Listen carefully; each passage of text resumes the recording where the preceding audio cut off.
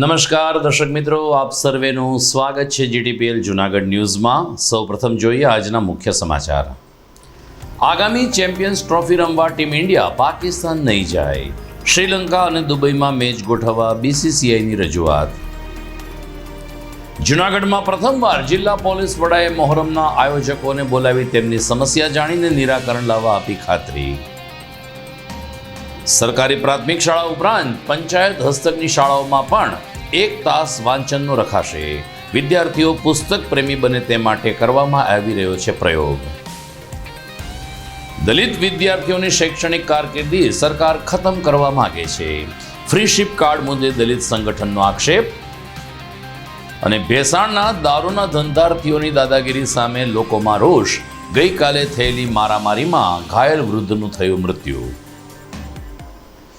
આ તમામ સમાચાર આપણે વિસ્તારથી જોઈએ તે પહેલા લઈએ એક બ્રેક।